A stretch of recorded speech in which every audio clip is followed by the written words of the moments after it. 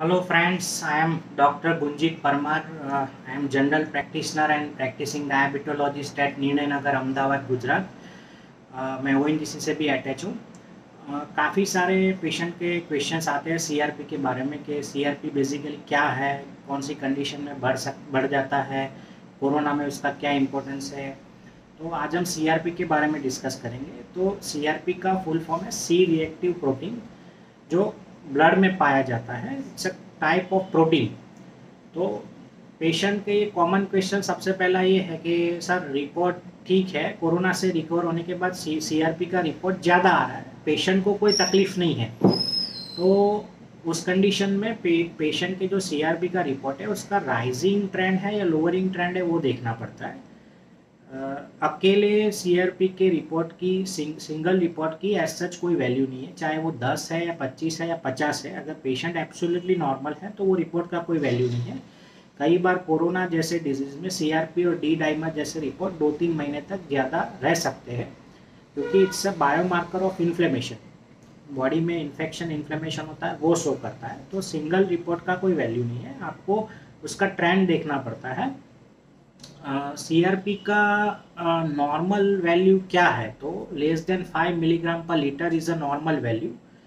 Corona में उसको अलग अलग कैटेगरी में भी डिवाइड किया गया है। जैसे लेस देन 26 है तो वो माइल्ड इन्फेक्शन शो करता है।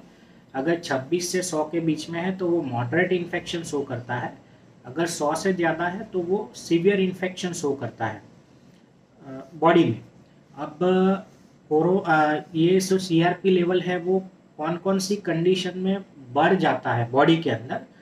तो जैसे आपको बुखार आ रहा हो, या कोई बॉडी में इन्फेक्शन हो, या इन्फ्लेमेशन हो। उसके अलावा जैसे हार्ट का कोई कंडीशन हो, जैसे हार्ट फेलियर का पेशेंट होता है, मायोकार्डाइटिस का पेशेंट होता है। मायोकार्डाइटिस मीन्स हार्ट के आसपास एक मायोकार्डियम नाम का लेयर होता है, अगर उसमें सूजन आ जाती है तो उसको मायोकार्डाइटिस बोलते हैं। प्लस आपके एट्रियल फिब्रिलेशन है, पल्स रेट बहुत ज़्यादा बढ़ जाते हैं, तो उसमें भी सीआरपी वैल्यू ज़्यादा आती है। उसके अलावा जैसे आपको न्यूमोनिया हो गया, कोरोना हो गया है, आपके अपेंडिक्स में सूजन है, स्वादुपिंड में सूजन है, या आपको कोई इन्फ्लेमेटरी बाउल डिसऑर्डर्स है, प्लस आपको गठिया हुआ है, रूमेटोइड आर्थराइटिस है, या ऑटो इम्यून डिजीज़ है बॉडी में, या बर्न्स हो गया है बॉडी में सीवियर, सेप्सिस हो गया है, या बॉडी के अंदर कैंसर है या मैलिग्नेंसी है, तो ये कंडीशन में आपका सीआरपी रिपोर्ट ज़्यादा आ सकता है। सीआरपी बेसिकली कहाँ से रिलीज होता है, तो एक मेन सोर्स जो होता है इट्स लीवर हेपेटोसाइट्स, लीवर के जो सेल्स होते हैं उसमें से होता है। उसके अलावा एंडोथेलियल सेल्स, जो कि ब्लड वेसल्स के अंदर का जो लेयर होता है उसको एंडोथेलियल सेल्स बोलते हैं, वहाँ से भी वो रिलीज होता है। उसके अलावा एडिपोस टिश्यू माने चर्बी प्लस मसल सेल्स, उसमें से बेसिकली रिलीज होता है। लंबे टाइम तक अगर आपके बॉडी में सीआरपी ज़्यादा रहता है, सीआरपी की वैल्यू लंबे टाइम तक अगर आपके बॉडी में ज़्यादा रहती है, तो वो बेसिकली एंडोथेलियल सेल्स को डैमेज करता है और आपकी जो ब्लड वेसल्स है उसको ब्लॉक कर देता है, ब्लॉकेज ला देता है। इसको हमारी लैंग्वेज में एथेरोस्क्लेरोसिस भी बोलते हैं।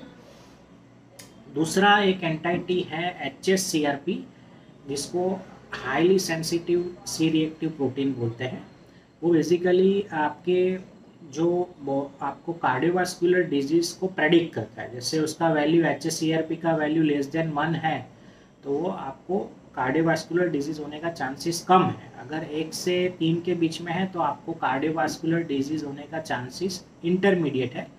अगर 3 से ज़्यादा है HSCRP का वैल्यू तो आपको कार्डियोवास्कुलर डिजीज़ होने का चांसेस ज़्यादा है। पर ये सारे टेस्ट डॉक्टर की एडवाइस के बिना नहीं कराने चाहिए, डॉक्टर की एडवाइस से ही कराने चाहिए। और दूसरा जो एक है, अगर HSCRP का वैल्यू 10 से ज़्यादा है तो वो एबनॉर्मल बोला जाता है। उस कंडीशन में आपको दूसरी लेबोरेटरी में टेस्ट को रिपीट कराना पड़ता है। तो ये बेसिकली सीआरपी और HSCRP के बारे में आपको मैंने बताया। अगर इसके बारे में आपको कोई भी क्वेश्चंस हो तो आप मुझे कमेंट बॉक्स में पूछिए, मैं डेफिनेटली उसका जवाब दूंगा। और आप मेरी यूट्यूब पे चैनल को भी सब्सक्राइब करिए। Thank you.